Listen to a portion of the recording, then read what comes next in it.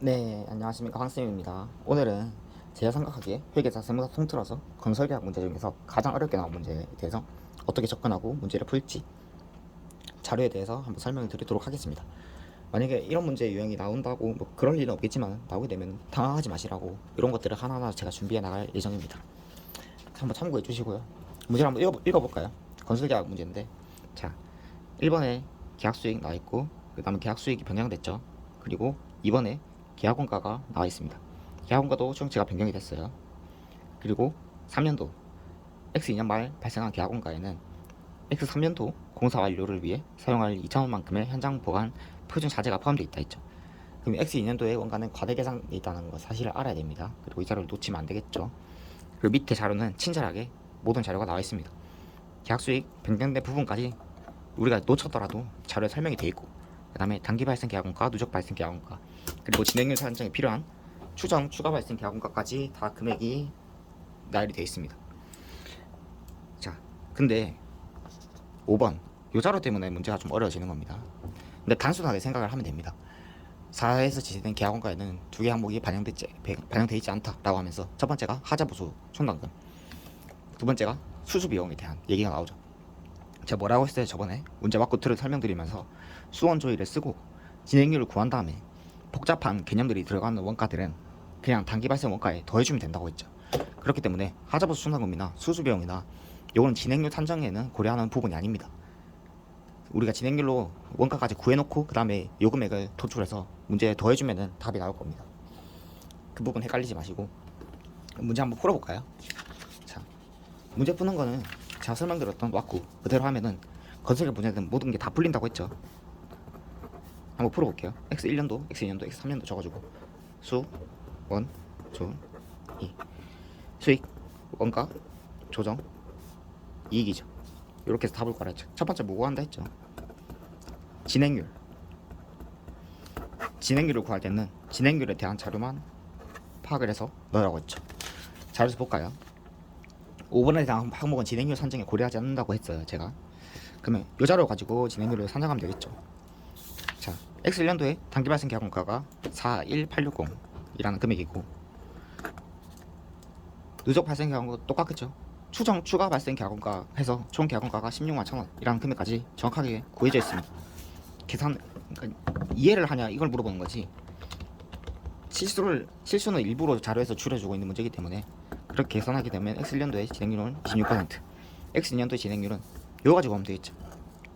자, 누적 발생 계약원가가 12만 3,360원인데 아까 자료에서 3번 잘 놓치면 안 된다 했죠. 이거는 실제 시험 문제 풀 때는 표시를 해두는 겁니다. 자, X년도에 지금 원가가 가장 계산되어 있기 때문에 진행률 산정 고려할 때는 1, 2, 3, 360 마이너스 과대 계산된 2,000원 차감한 금액에서 추정 총 계약원가를 나눠주면 진행률이 나오겠죠. 1, 2, 3, 360 마이너스 2,000 마이너스 1, 2, 3, 360 마이너스 2,000 16만 4천 하면 14%죠. 2년도 진행률은 14%. 3년도는 추정 추가 발생 경과가 없다 했어요. 100%라고 했으니까 100%. 그러면 진행률 먼저 적어주라고 했죠. 다른 것들은 신경 쓰지 않습니다.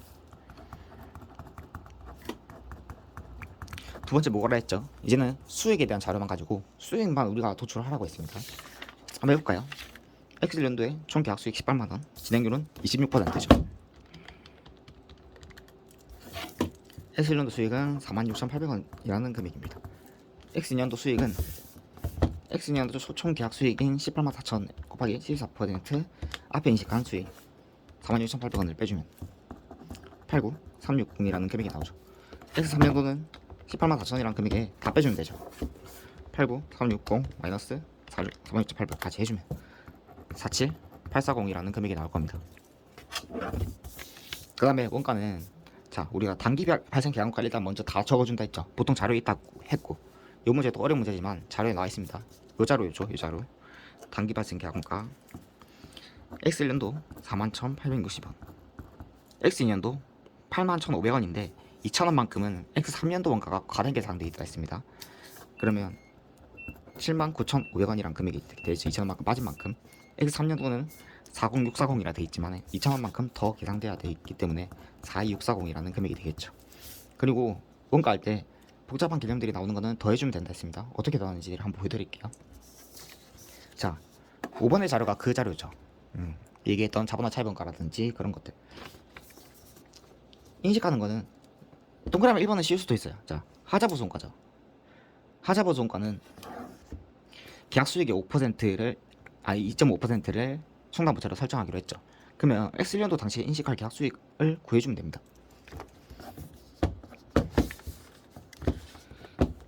18만원에 26%에 2.5% 이런 방식으로 구해주셔도 되고, 수익 여기 있죠. 41,800 곱하기 2.5%. 자, 하자보수 충당금에 대한 원가 11702 X년도에 더해질 거고, X년도도 마찬가지로 그런 방식으로 구하시면 됩니다. X년도는 계약수익 184,000이죠. 진행률이 74%죠. 거기에 2.5%를 충당금을 설정해야 되는데, 지금 X1년도에 설정한 게 1,170원이 이미 설정이 돼 있으니까 추가적으로 2, 3, 4만 충당부채로 설정을 해주면 되죠. 3년도 어떻게 구할까요?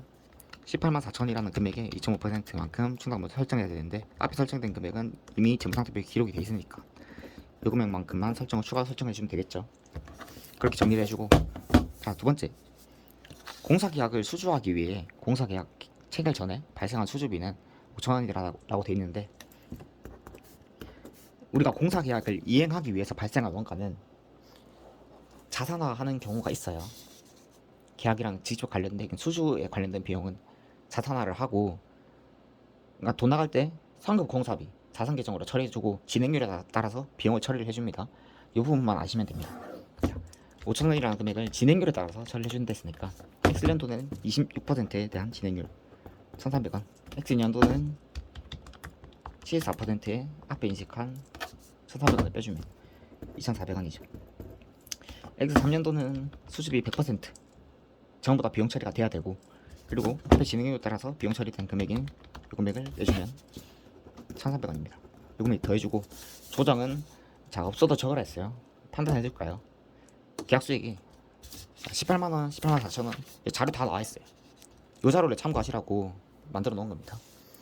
보면은 손실이 없죠. 손실이 없으면 조정이 안 나옵니다. 그러면 우리는 마지막으로 손익을 구하는 거죠. X1년도 구해볼까요?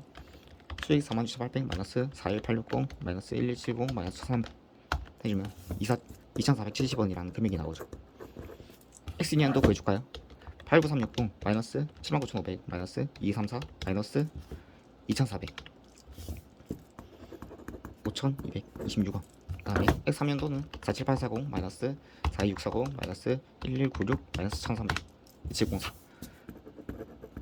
이렇게 보여줍니다. 어려운 문제인데, 자, 이렇게 한번 생각해 보시고 푸시면 생각보다 괜찮을 거예요. 자, 복잡한가 자본화 차이번가라든지 더해주는 거 잊지 마시고, 수익 먼저 진행률 구하고 수익은 그에 따라 인식을 하고, 원가는 단기 발생 계약원가 다 적어주고 정확한 금액으로 적어주겠죠. 그래서 3번을 제외했고, 그 다음에 추가적인 거 반영해서 적어주고, 만약에 자본화 차이번가가 문제에서 제시되어 있지 않고 차이번가를 우리가 자본화 직접 특정 차이금이랑 일반 차이금 해서 구해서 적으라는 것도 마찬가지예요. 진행률이나 원가에 상관없고 그 다음에 구해서 적어주시면 됩니다.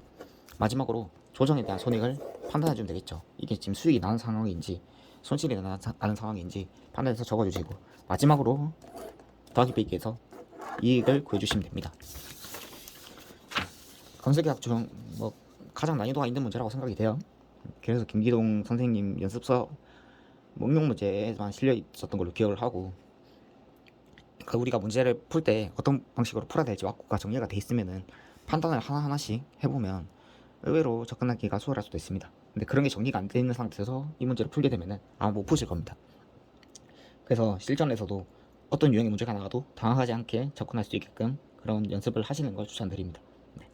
오늘은 이렇게 좀 어려운 문제에 대해서 설명을 드렸고, 너무 부담 안 가지셔도 됩니다. 틀려도 되고. 근데 이런 방식도 있다 참고해 주시라고 한번 준비를 해봤습니다. 네, 이상입니다.